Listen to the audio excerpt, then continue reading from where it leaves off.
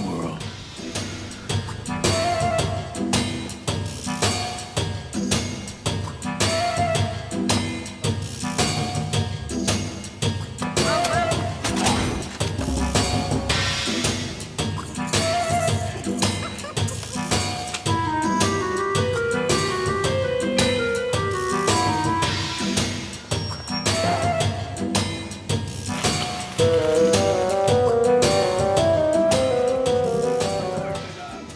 If Tom Waits isn't an actor, then he's regularly been getting away with some acting for over 40 years. When was the last time you were with a woman? Probably the Depression. Do we thank Sylvester Stallone, of all people, for first casting him in 1978's Paradise Alley, albeit as doppelganger to his already established musical persona, a smart-mouthed Bukowski-esque piano man of late-night dive bars. And if Waits has expanded his range over the years, there are still striking connections between his recording career and his screen one. You want to buy a ticket? You want to buy a watch? You want to buy a watch? 8 o'clock. Show's about to start. Come on in. After all, Tom Waits the musician has long been a consummate role player. He's called it method singing. Pre the music video era, Waits had already experimented with visualizing his song, The One That Got Away, in pioneering rotoscoped animation short Tom Waits for No One. The one that got away. His album covers, almost always featuring himself, look like movie stills from obscure film noir B pictures or grungy indie productions. Well, Jesus gonna be here. His songs often play like movie vignettes, populated by eccentrics and loners, outsiders and loose cannons. You can say about mankind, there's nothing kind about man. The Nighthawks at the diner, the rain dogs abandoned on the street. With the rain dog. And similarly, his film roles often feel like second cousins to characters on the record.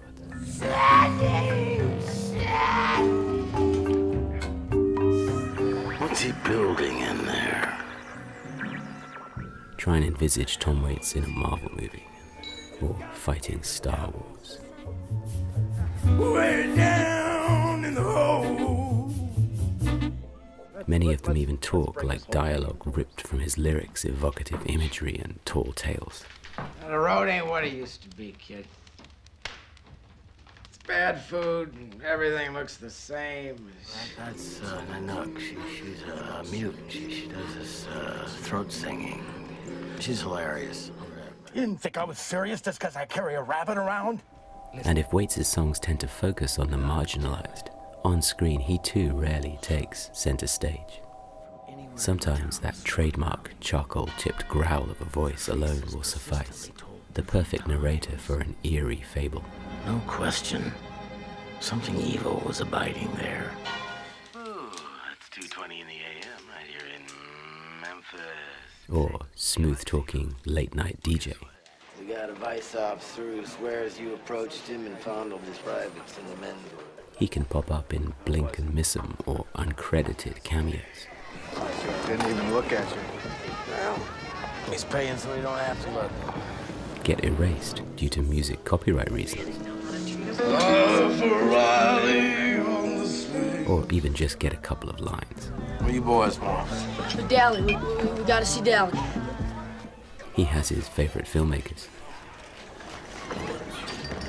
Hey, Tom. All right. I'm glad you could make it. He's appeared as Tom Waits. Free sailor. He's repeatedly gone toe-to-toe with A-list stars. Okay, give me a couple hours. Could I have a little bit of quiet in here, please? Some of his movies have almost disappeared in the digital age, regardless of whether they and he have been engaging. It's all right. Free. Or, frankly, aggravating. And for all the music and movie overlap, Waits has frequently described the frustrations of filmmaking, not just in the endless downtime when Tom just waits. but also in his smaller overall creative input. Float on up. Come on, we gotta go. Float on up. Float? Come on, man. I can't. Come on, we're gonna spend the rest of your life down there? No, but what if I... Hey, they're gonna be here in a second. No. Wait for me. That said, there are times when Waits' screen work really does soar. So, with honourable mentions to his devoted lunatic Renfield in Bram Stoker's Dracula, A canned tornado, huh? his cracked inventor in old superhero comedy Mystery Man, Doctor, you are a genius. That's what the card says. Doing drugs or something? his undercover angel in Wrist Cutters, A Love Story, and his lovelorn serial killer in Seven Psychopaths. Here are Tom Waits' top 5 movie performances. In Waits' second, far more substantial role for Terry Gilliam, It's been a while. he's the devilish Mr. Nick, making mischief and taking bets for souls with Christopher Plummer's enchanted theatre troupe leader. Can I offer you a stick of gum or a breath mint? Waits handles Gilliam's freewheeling fantasy with a sprightly flair he's seldom been asked to supply, and a wicked glint in his eye. Damn, He should have played stylish villains more often. I've won. It's effectively a short in the Coen brothers' pitiless western portmanteau, but Waits still gets a rare center stage, near solo outing as a grizzled prospector in All Gold Canyon. Whether croaking out Mother McCree or yapping to imaginary companion Mr. Pocket, I catch up with you tomorrow. Waits utterly convinces and captivates as a wily and unexpectedly tough obsessive. It went clean through. It didn't hit nothing important. Gold country for an old man. It didn't hit nothing important. For a true Tom Waits feature leading role though, see his first and best outing in Jim Jarmusch's offbeat Prison Break shuffle. Feckless DJ Zach, framed for murder, shares a cell, escapes, and goes on the run with the equally abrasive Jack and irrepressible Italian Roberto. Come on, he's wonderful, look. Soulful but inexpressive, Waits is an ideal fit for Jarmusch's wry, laconic existentialism. A loner who can flee jail, but who's a perpetual prisoner of his own inner cages. I got the whole outfit up at the house. The terminally ill sidekick to Jack Nicholson's haunted alcoholic, Doc says I got cancer. First thing I ever got. in Hector Babenco's intimate epic about vagrants in the Great Depression, is the closest Waits ever came to fleshing out one of his own song-rendered down and outs. Told me she wanted to be a nurse up there in Alaska. Holding his own opposite Nicholson and Meryl Streep, Rudy is Waits' most heartbreaking screen creation, a testament to how well he understands lives of bad livers and broken hearts, tossed aside by society like small change. Too often Tom Waits' film directors shortcut around his music persona's real dark hearts and head straight for the easy eccentricities.